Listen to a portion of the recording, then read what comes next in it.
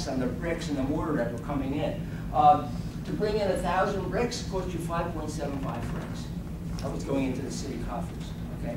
But these projects were so expensive that even new taxes couldn't pay for them, and the emperor was against taxes. He was a Republican. And because he was afraid of the uprising of the working class, which had happened, and in fact, that was about to happen just a couple of years hence. Now, so the working class is now being pushed to the east, okay? And in the east, there are many fewer services.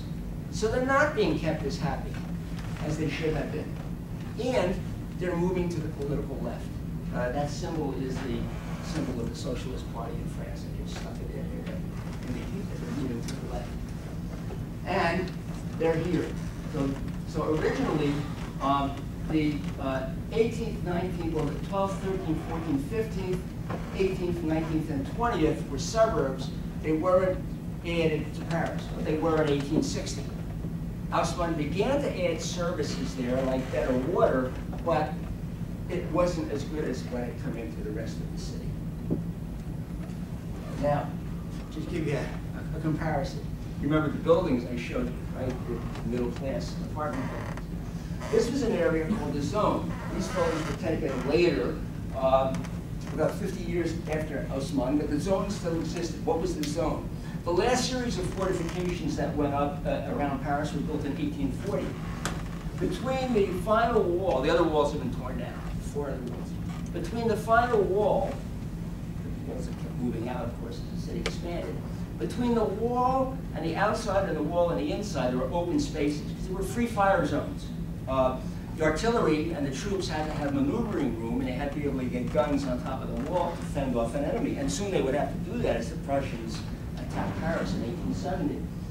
In these open spaces, very poor people, and in some cases squatters, set up shop because there were no taxes there. It was kind of like a no man's land. And you can see how these people are living. It's not very pleasant. So, that's the perverse effect I talked about earlier. That's Newton's third law, right? And some of those long avenues that were built within Paris were done particularly because he wanted to avoid the insurrections coming from now the increasingly radicalized, left-leaning working classes. 1789, 1830, 1848, they put up barricades in the streets. Okay? In the old streets, which were narrow and winding, it was difficult to knock them down because you could not bring in artillery and cannons and shoot around corners.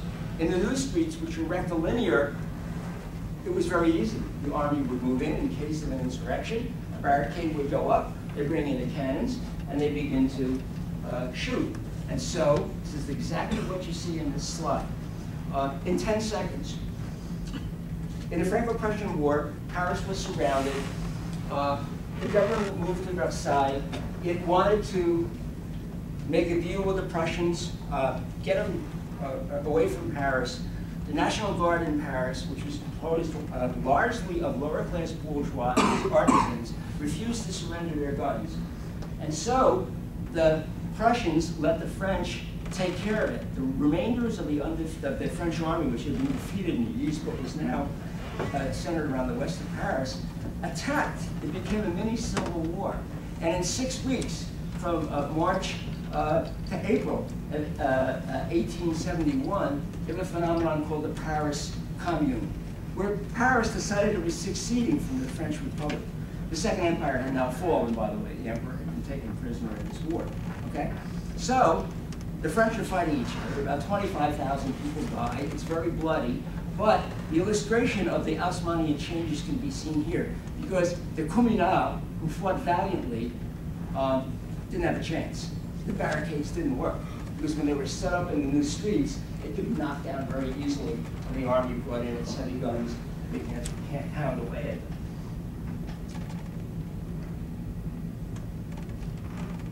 Some of the results. And I'm not going to get into why it happened, but historians have different opinions. That's the subject for another lecture that we don't have time for tonight. But you can see that a lot of them think that it was class-based conflict, reconquest of the city by its dispossessed, the solidarity of the artisan class against the capitalists. Karl Marx thought it was a proletarian revolution. He was wrong. It wasn't. But Marx looked at it and said, this is it. This is the revolution of the people. Because that's sort of what it looked like from the outside. It was certainly a revolt that was anchored in class consciousness. And of course, what I'm suggesting is that class consciousness was partially created as a perverse effect from the new Paris. Now, this will just take a few minutes and we're done. We're moving forward in time. We are now after World War II. 2 million buildings have been lost in the war. Very few new buildings have been put up during the 30s, during the worldwide depression. New populations are beginning to move into the city. Paris is reindustrializing after the war. We're now entering a period called les 30 glorieuses, or the 30 glorious years, that went from 1946 to 1976. It ended at the time of the second Arab oil embargo, where France is not only importing labor from its own from the south and from Spain and Portugal, but after 1962 and the end of the Algerian War, it's importing laborers from North Africa. Housing is desperately needed. The housing stock has been depleted. This is the kind of thing that you saw. They were called bidonvilles. Bidon was a jerry can, and the story goes that some of the original buildings, the roofing was made out of flattened 5-gallon jerry cans that were left over from the American Jeeps in World War II. But that's true or not, I don't know, but it makes a good story. Anyway, the bidonvilles were springing up. You notice the similarity to the zone? It's exactly the same place where they were going, except a little farther out. And so, France begins to, when it rained, it wasn't pleasant, to put up new housing.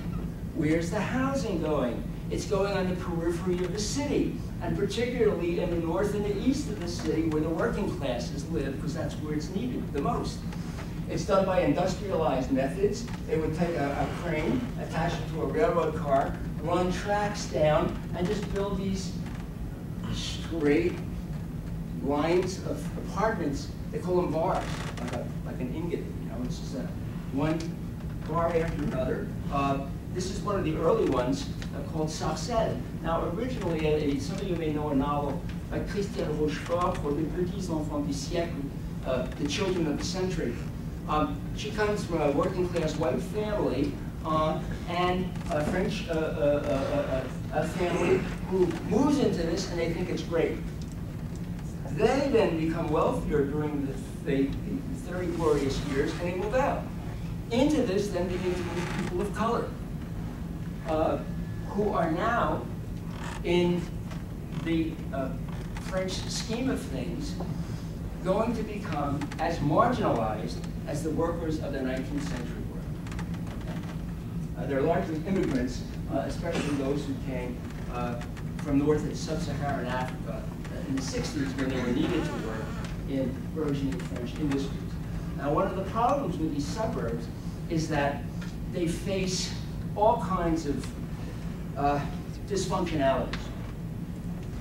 They face economic dysfunctionalities. In some of them, the unemployment rate among young people, especially young males, of ages 18 to 25 is as high as 40%. The schools are bad. The environment is bad. Many of them are bisexual.